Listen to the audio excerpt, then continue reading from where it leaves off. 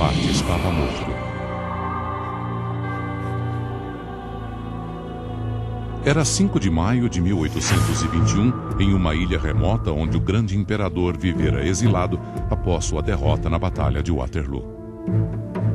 A causa oficial da morte foi câncer, mas teria sido o que realmente matou Napoleão? Há 4 décadas vem sendo defendida a tese de que ele foi envenenado. Agora, investigadores usam os mais modernos recursos da ciência nuclear para responder de vez a pergunta que não quer calar. Napoleão foi assassinado?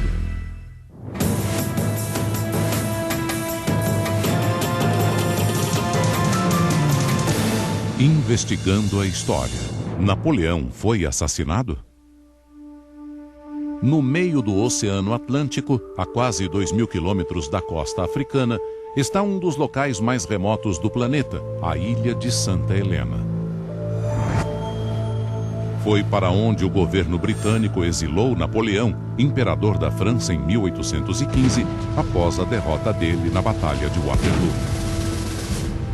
Napoleão governara outrora mais de 70 milhões de pessoas e comandara um exército de centenas de milhares. Agora, ele passaria o resto da vida em uma ilha com apenas 75 quilômetros quadrados. Ele morreria em Santa Helena com 51 anos. Para alguns, o que aconteceu nessa ilha é uma sucessão de indícios que apontam para uma trama de assassinato. Outros discordam totalmente. Ambos os lados, porém, estão de acordo quanto aos acontecimentos em si, e ambos iniciam sua argumentação com a história de uma linda jovem chamada Betsy Balcombe. We know the story from her memoirs, which when she wrote as a married lady called Mrs. Abel, and she tells these delightful stories about how she fell in love with the great man. Betsy era uma adolescente quando Napoleão viveu por algum tempo com a família dela em Santa Helena. Esperta e vivaz, ela evocava um lado pouco conhecido do imperador, o lado brincalhão e juvenil. Em um famoso episódio, Napoleão mostrou a ela uma espada usada em combate. Para Betsy, a tentação foi irresistível. Ela agarrou a espada e disse a Napoleão que a hora dele havia chegado. Anos depois, evidências do assassinato dele seriam obtidas através de Betsy, que o conheceu melhor do que qualquer um. One thing that struck me about the story that I particularly enjoyed is she says that no painter ever managed to get the likeness of him properly, most particularly his smile and his expressive eyes. And I think that's true. Official portraits and the other portraits, you seem to be looking at a different man every time. There doesn't seem to be any likeness you could set upon other than the hand in the tunic, which says that's Napoleon. Mas se nenhum retrato captou seu semblante, nenhum período da história captou esse lado dele. Desde os primeiros meses do exílio de Napoleão, ficou claro que a história de Santa Helena não era a história de um imperador. Era a história de um homem. Hommes et ainsi de suite. Donc je dirais que c'est aussi un des intérêts, c'est ce qui rend Sainte-Hélène jolie, pathétique. C'est bien sûr parce qu'il y a Napoléon le Grand, mais aussi il y a Napoléon l'homme. En revanche, à Sainte-Hélène, on entre véritablement dans la personnalité de Napoléon, et tous les témoins qui ont été autour de lui ont donné beaucoup d'informations sur qui il était finalement vraiment. Após 2 meses com a família de Betsy, Napoleão mudou-se para a casa que os ingleses haviam preparado para ele. Era um estábulo adaptado, chamado Longwood House. Ali viveu acompanhado por um seleto grupo de aliados e servos. O grão-marechal Henri Bertrand, que servira sob Napoleão em diversas batalhas. Conde Charles de Montholon, seu ajudante de ordens. E Louis Marchand, seu fiel criado. Eventualmente, todos seriam suspeitos do assassinato do imperador. Mas nos primeiros dias na ilha, não havia qualquer indício do que estava por vir. Dans un premier temps, Napoléon n'a pas ressenti cruellement cet exil, puisque il considérait au départ qu'il ne passerait qu'un peu de temps à Sainte-Hélène avant de revenir en Angleterre. Il y a cru assez longtemps. O plano de Napoleão era preencher os longos dias ditando suas memórias. A cada manhã, ele relatava suas decisões nos combates, procurando erros, repensando estratégias. Sobre o Waterloo, ele disse: Lord Wellington não teve mérito algum. Os ingleses venceram porque a cavalaria francesa atacou cedo demais, sem ordens.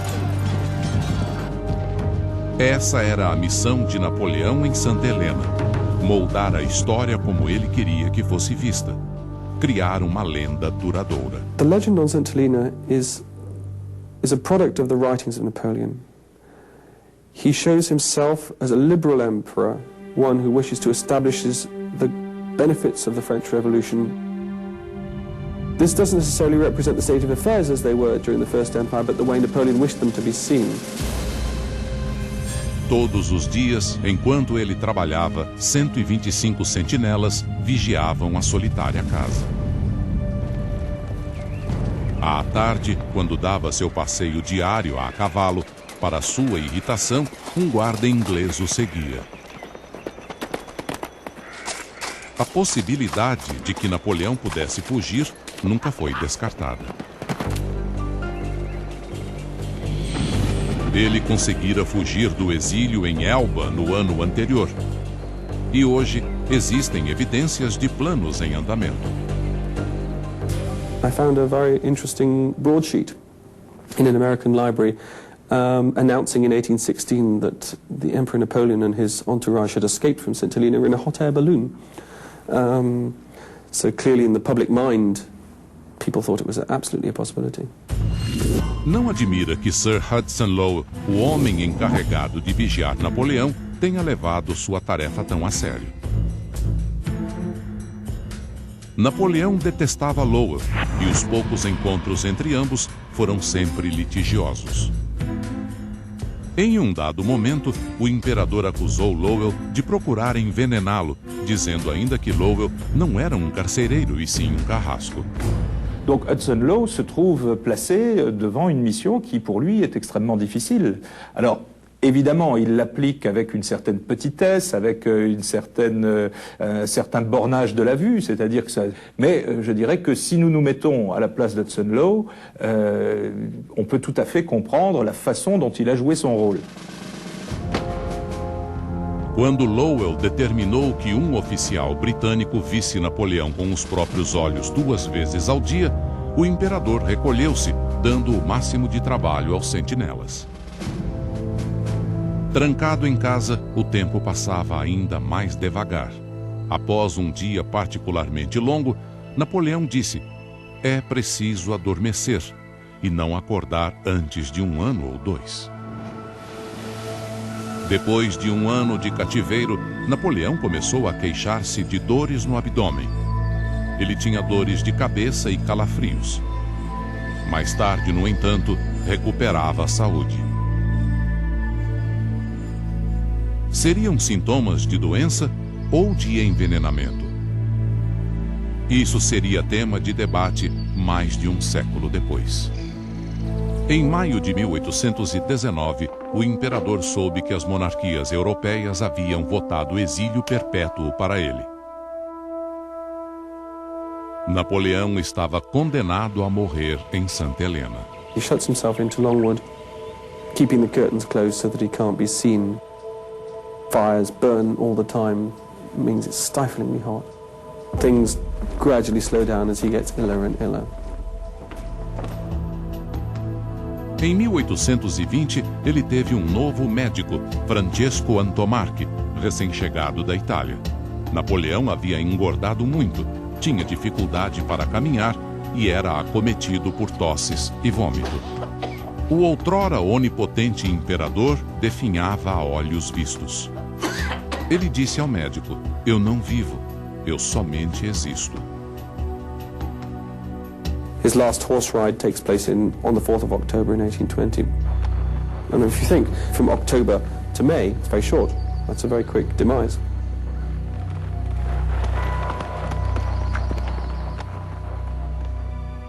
Em 15 de maio de 1821, Napoleão morreu aos 51 anos.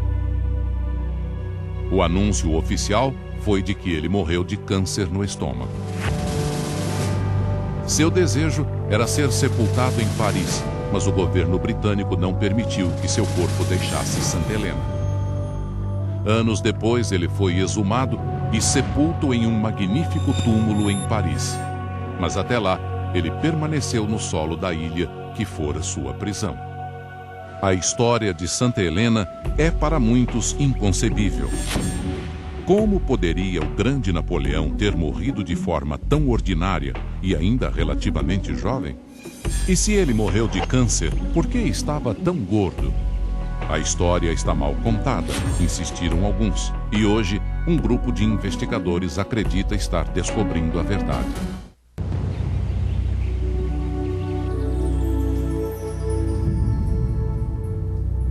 Todo dia em Santa Helena, alguém registrava os pormenores da vida na ilha. Após a morte de Napoleão em 1821, os relatos dos seus amigos foram pouco a pouco publicados.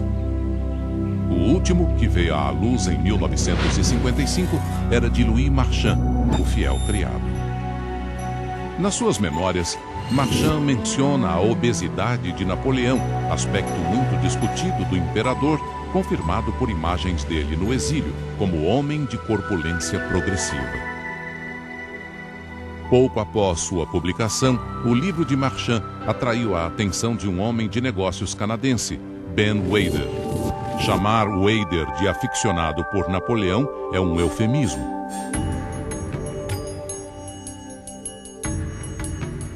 This is Napoleon's hat, the original hat, that he wore during the 1812 campaign of Russia. He wore this from Paris to Moscow. See, it's one thing to have a painting or a bronze, but something else to have something that he actually used, you know? Wader, que fez carreira promovendo o fisiculturismo, achou a informação do livro de Marchand inconsistente com o que ele sabia por experiência profissional. I was involved for 60 years in physical fitness, health, bodybuilding, nutrition, and common sense told me, how could Napoleon die of suffering from cancer symptoms for 5 years without medical treatment, die fat? Just impossible. How do you die of cancer without at least manifesting the symptoms of the cancer? Wader começou a investigar a morte de Napoleão. Logo de cara, deparou-se com a obra de um dentista sueco, Sten Forschuft, que estudara toxicologia e tinha uma tese. Ele acreditava que em Santa Helena havia um assassino, alguém que sistematicamente deitava um pó invisível e insípido no vinho do imperador para deixá-lo muito enfermo. O pó era arsênico. A evidência para essa tese achava-se nos sintomas da doença de Napoleão, conforme descrita por Louis Marchand. When you put down all those symptoms that Marchand described, and you check them with the symptoms of arsenic intoxication in the modern day book of toxicology, they're identical. De acordo com Wader e Forschuft, durante seu exílio, Napoleão exibiu 30 dos 34 sintomas de intoxicação por arsênico. Here are the symptoms. I'm giving you the key symptoms, okay? Frequent headaches, general fatigue, disturbance of the sleep rhythm. The feet and lower legs become swollen. Marchand talks about that often. A lista continua, completando o retrato de um homem subitamente acometido por doença com incríveis acessos de recuperação. O mais famoso ocorreu em outubro de 1819. Um ano e meio antes de morrer, Napoleão teve um repentino surto de energia. O que Longwood precisava, ele disse, era de um jardim. Todos foram postos para trabalhar. All of a sudden, Napoleon is in a tremendously good mood for about 6 months. There's extraordinary remarks in the memoirs of Marchand. He knocks at the window, says, "Wakey, wakey, get up, time to go working," in a rather sort of strange, rather jolly way. Porém, logo a doença o debilitou de novo. Por quê? Seria por ter ingerido arsênico no dia anterior? Para afirmar isso, uma forte evidência era necessária. E por estranho que pareça, ela veio de Betsy Balcombe, a jovem por quem Napoleão se afeiçoara. Em março de 1818, os Balcombes resolveram voltar para a Inglaterra. Betsy conta que quando veio para dizer adeus, pediu a ele uma mecha do seu cabelo. Em seguida, Betsy disse adeus ao homem que amava e a quem nunca mais tornaria a ver. Quase um século e meio depois, em 1964, o cabelo que Napoleão deu a Betsy foi uma das muitas mechas testadas no laboratório nuclear Harwell, perto de Londres. Ali, em um novíssimo processo experimental, o cabelo foi posto em um reator nuclear e tornado radioativo, permitindo determinar se continha veneno.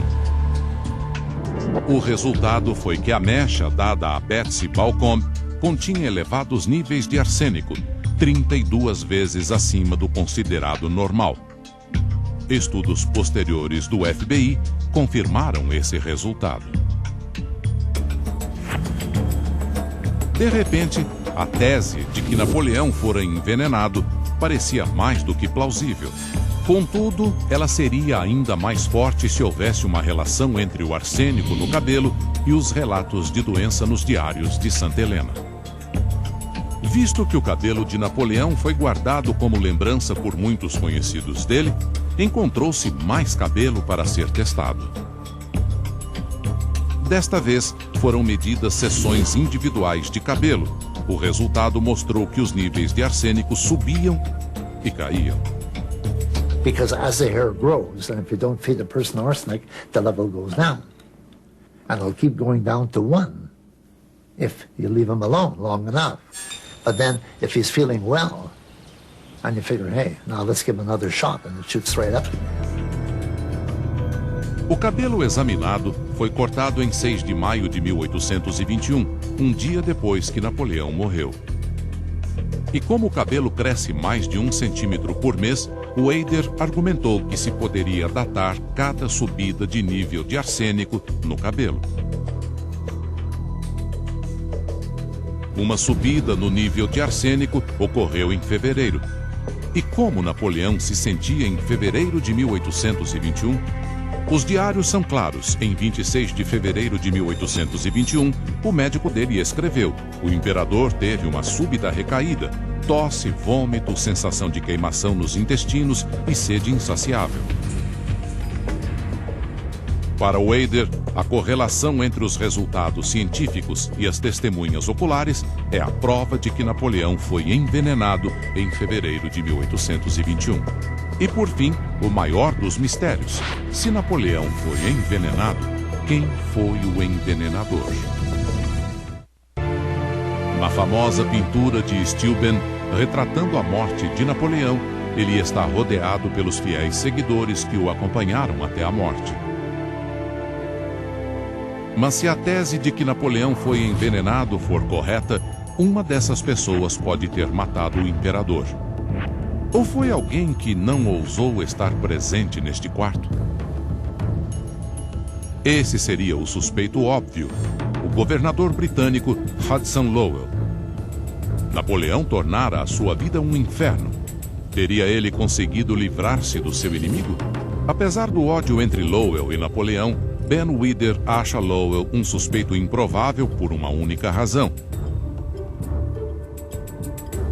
O envenenador tinha de ser alguém com acesso à comida de Napoleão.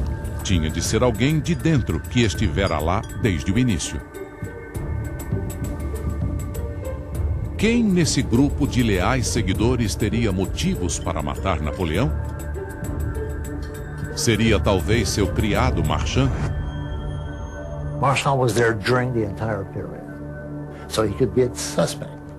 But Marshall was known by every historian, for and against, as being a loyal person. He was the major domestic who served Napoleon like a son. Talvez fosse o general Bertrand. A esposa dele queria ir embora de Santa Helena. Teria ele causado a doença de Napoleão para que todos voltassem à Europa? Bertrand was a very loyal officer who served Napoleon all the way through his entire career. Nothing even points to him being a devious person. Com os demais suspeitos eliminados, restou apenas um. O Conde Charles de Montholon, a pessoa que, segundo Wither, deu arsênico a Napoleão. Por quê? Para começar, Montholon teve oportunidade. Em Longwood, ele era o sommelier, ou encarregado dos vinhos, portanto tinha acesso ao vinho do imperador. When Montholon wanted to poison Napoleon at a certain time, all he had to do when he went down to get the bottle of wine from the barrel, just put a little powder in there. Mas qual seria o motivo? Um deles, segundo Wither, seria que o padrasto de Montholon era amigo da dinastia reinante na França, os Bourbons. Montholon talvez fosse um simpatizante monarquista contratado para assegurar que Napoleão nunca voltasse à França. Era o homem certo para a tarefa. Montholon was a fast-moving guy, liked to spend money, he liked to be with women, liked to go to the races and so forth. And so they asked him to go along and to make sure that Napoleon did not return. Outro motivo, segundo alguns historiadores, seria o ciúme. Sabe-se que a esposa de Montholon, Albine, estava tendo um caso com Napoleão. Em Santa Helena, ela deu à luz uma menina chamada Napoleona, que muitos creem ser filha do imperador. Mas o motivo principal teria sido pura ganância. No final de abril, pouco antes de morrer, Napoleão redigiu seu testamento. E foi Montholon o maior favorecido de todos, recebendo 2 milhões de francos.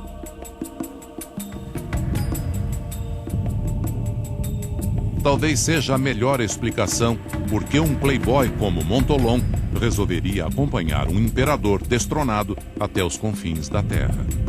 Now, Napoleon could have lived at least another 25 years. I mean, why would he want to spend 25 years on the island of St. Helena, okay, living with Napoleon, if he didn't know that after a few years he would be gone? Para Ben Wither, o caso estava encerrado. Ele estabelecera a oportunidade, método e motivo para o assassinato de Napoleão. Mas do outro lado do oceano, a indignação apoderou-se de Paris. Esta é a cidade de Napoleão. Sua presença paira em cada esquina. O monumento central relembra suas batalhas. Nomes de ruas imortalizam suas vitórias. E sua enorme tumba atrai milhares de visitantes a cada ano. Muitos parisienses não gostam da história de que seu imperador foi assassinado, não acreditam nela e querem que o mundo saiba por quê. Para começar, alegam haver um mal-entendido histórico. En réalité, quand vous regardez les faits, il n'y a, sur le plan politique, aucun intérêt à tuer Napoléon. Si Napoléon revenait en France, il ne serait pas bien accueilli. Au moment de la mort de Napoléon, on est en pleine légende noire en France, c'est-à-dire que Napoléon n'est plus aimé et personne ne demande le retour de Napoléon. Esses historiadores acrescentam que os registros de Santa Helena são vastos e disponíveis. Os papéis de Hudson Lowe, a correspondência dos amigos de Napoleão com a França e, claro, as memórias dos que estavam na ilha, todos foram examinados inúmeras vezes. Qu'est-ce que c'est que l'histoire?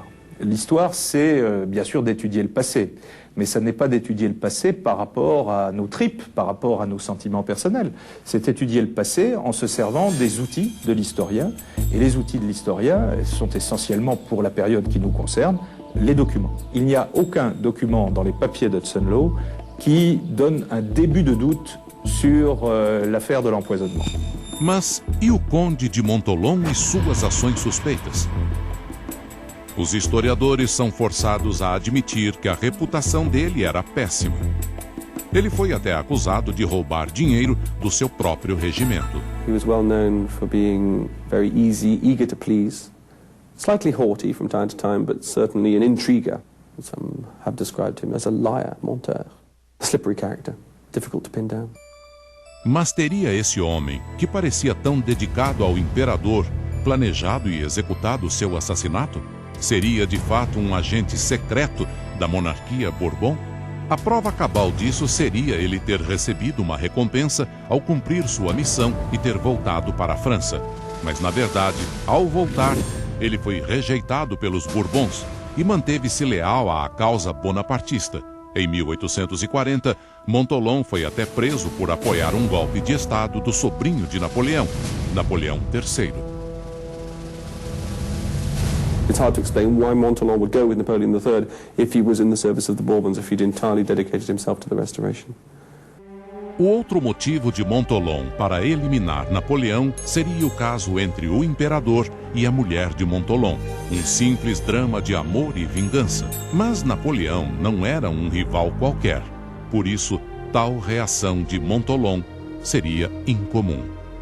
There has been speculation, and people, I think, finally have come down to the conclusion that he knew about it and was quite proud in that slightly, perhaps, ancien regime way. We find that difficult to understand, but in a way it's a compliment on behalf of the Emperor towards Montholon's wife.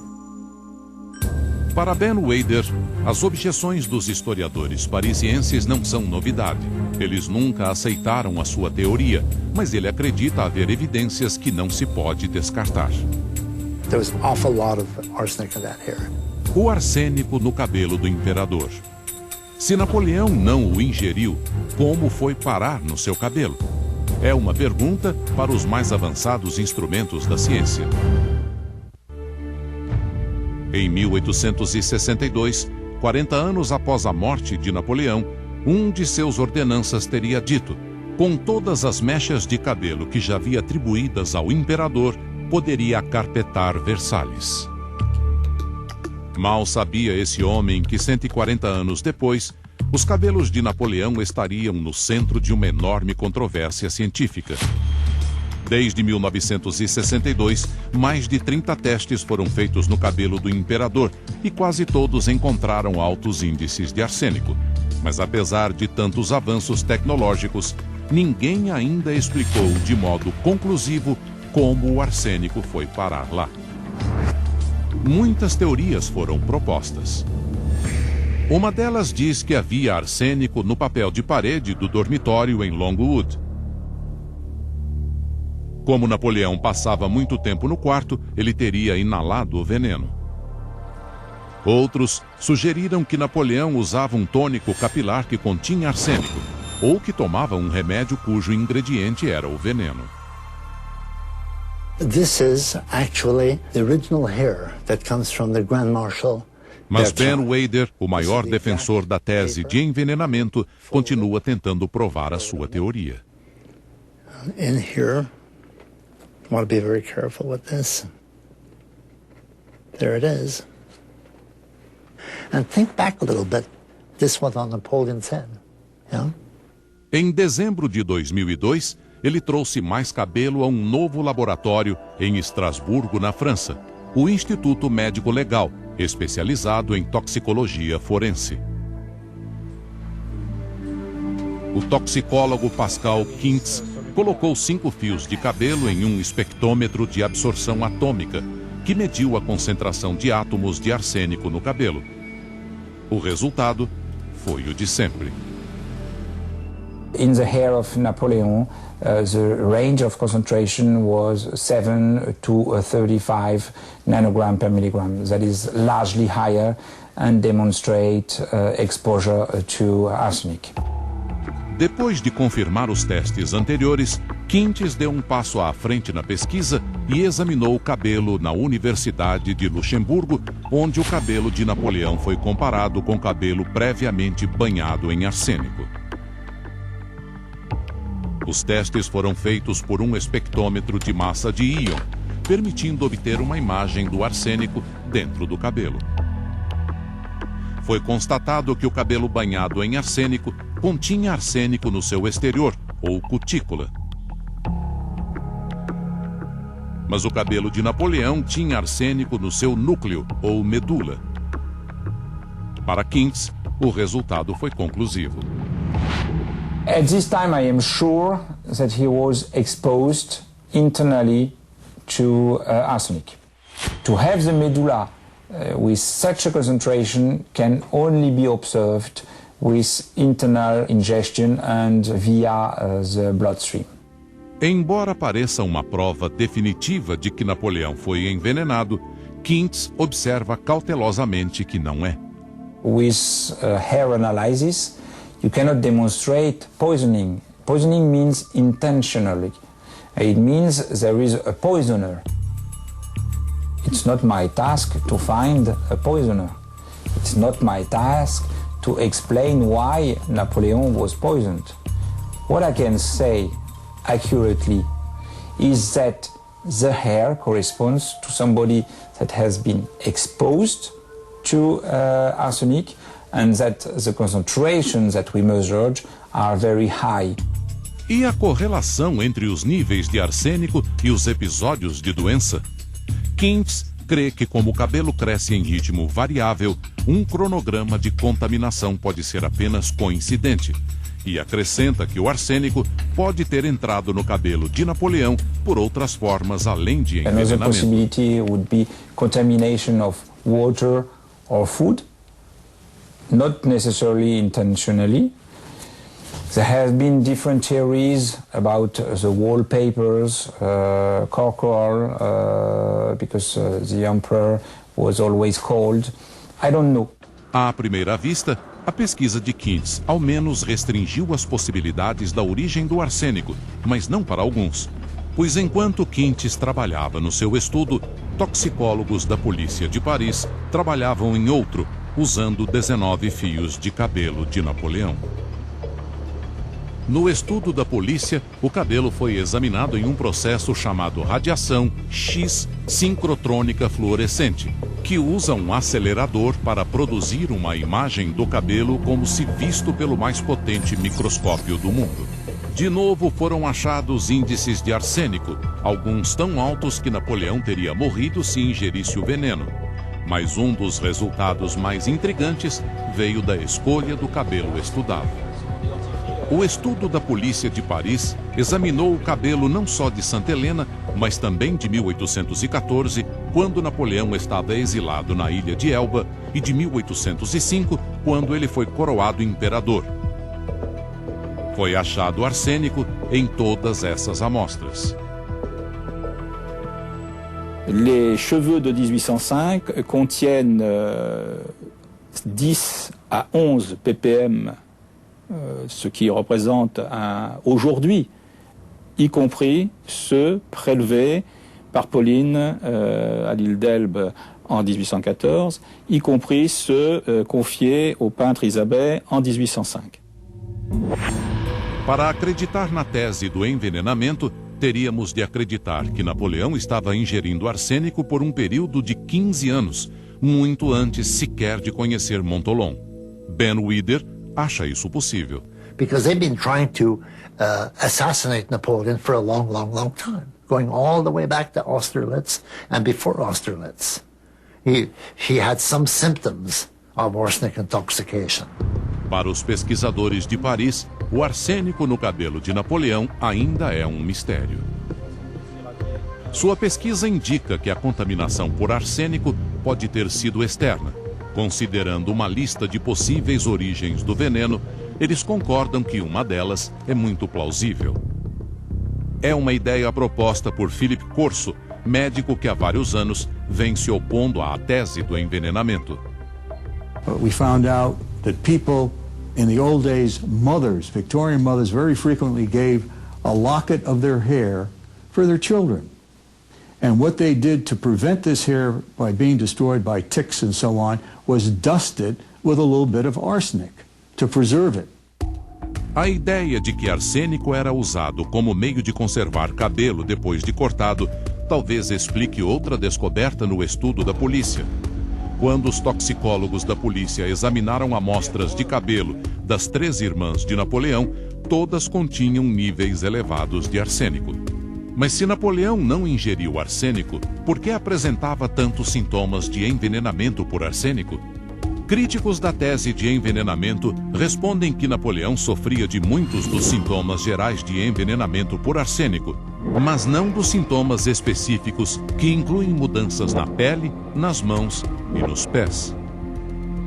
You get what they call black feet. Your feet turn black when it's bad, and you get very thick skin of the palms of your hands and the soles of your feet. You also get a loss of sensation, particularly of your feet and then of your arms, and then you get a loss of muscular activity. Para vermos um exemplo dramático de envenenamento crônico por arsênico, basta observar a tragédia que ocorre hoje em Bangladesh, onde milhões de pessoas têm ingerido arsênico na água do solo. Milhares de pessoas apresentam o aspecto típico dos efeitos do veneno. These people show clinical symptoms and signs that are very, very obvious to everyone. Not a single one of the signs that were present in the Bangladesh people were present in Napoleon, who had perfectly clear and ivory white skin. Mas se não foi arsênico que matou Napoleão, o que foi? Câncer? Ou algum outro veneno?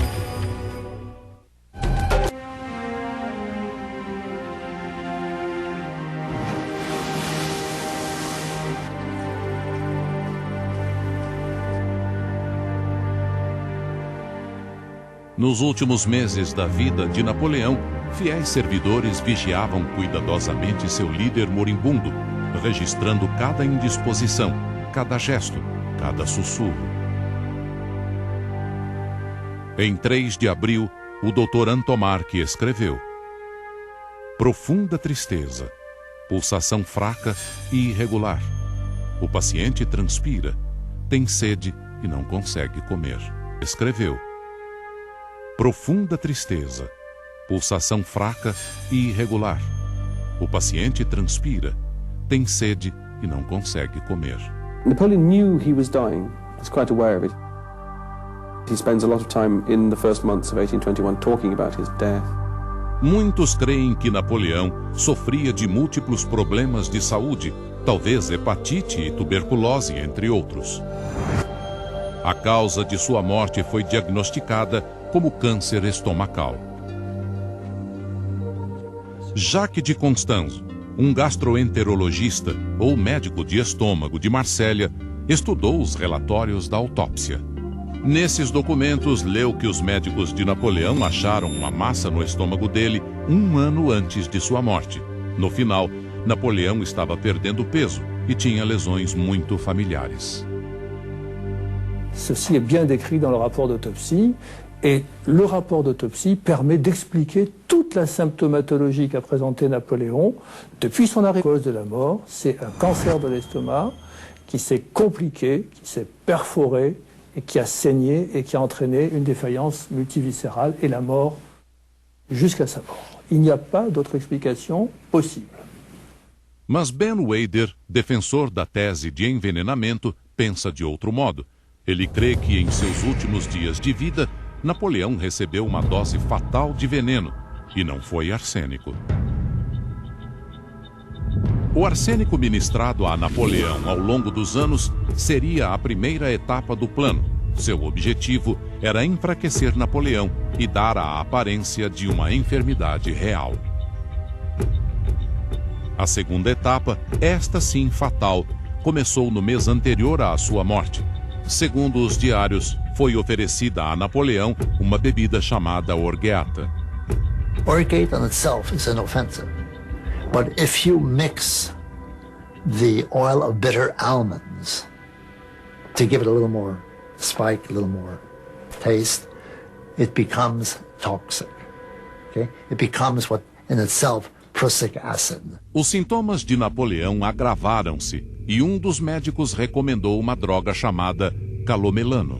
Le calomel est un produit qui est relativement ancien et qui ne fait plus partie de la pharmacopée française depuis 1954. Il a été supprimé. Mais à l'époque, on le donnait dans beaucoup de maladies et notamment dans les maladies digestives. Em 3 de maio, Marchand recebeu ordem de dar ao imperador o calomelano, que contém uma substância chamada cloridrato de mercúrio.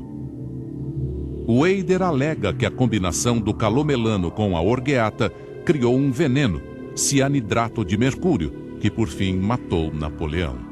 And what is the interesting part is at the very end, the doctors had a meeting and encouraged by Montalon, they gave him 10 grains of calomel, which is about 40 times above the normal dose. So of course, within 2 days, he was dead and gone. E assim foi realizado o suposto homicídio, com a ajuda de médicos que prescreveram o veneno fatal. Mas se muitos rejeitam a ideia de um assassinato, muitos questionam a decisão de ministrar calomelano. Ce qu'on sait du calomel, c'est qu'à petite dose, il peut avoir des effets thérapeutiques. Mais à haute dose, il peut devenir toxique. I think that Napoleon died as a consequence of a cancerous ulcer of the stomach aggravated by bleeding, aggravated by a dose of calomel. But I feel, and I think everyone who's studied it would say that if he had not been given the calomel, Napoleon would have died of cancer of the stomach in a matter of months. Para os que faziam vigília, o que importava é que estavam perdendo Napoleão. Ficaram com ele dia e noite, tentando deixá-lo confortável. Por fim, o dia chegou, 5 de maio de 1821. He was lying in bed, his eyes open but glazed. He looked like he was thinking.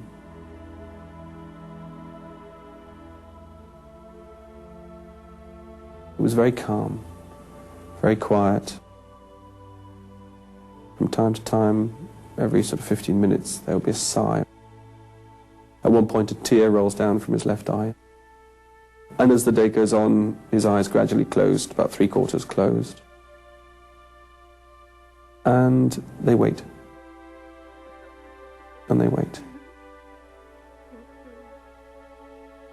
And then at 5:49, he breathes his last.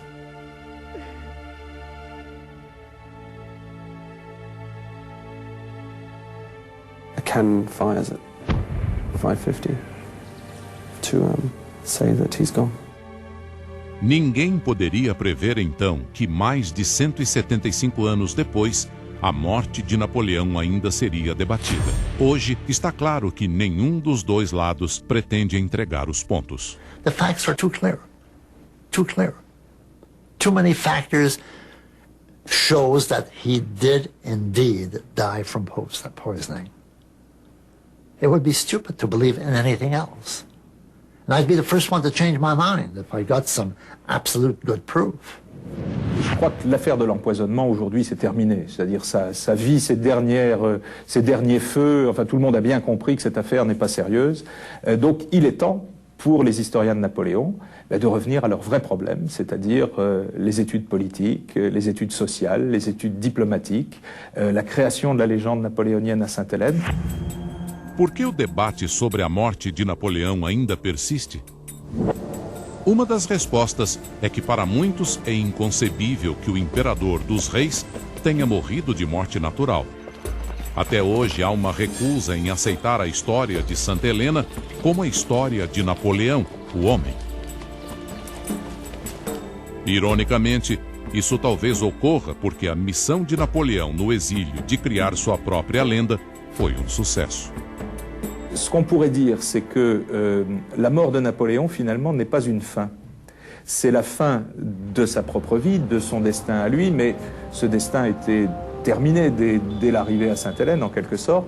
Mais c'est un début, ça n'est pas une fin. Ce sont aujourd'hui, c'est-à-dire un empereur libéral, de fils de la Révolution, d'empereur libéral, et c'est à ce moment-là. No final, em Santa Helena, Napoleão tornou-se um homem muito maior que a vida, e assim sendo, um homem cuja morte jamais seria fácil de explicar.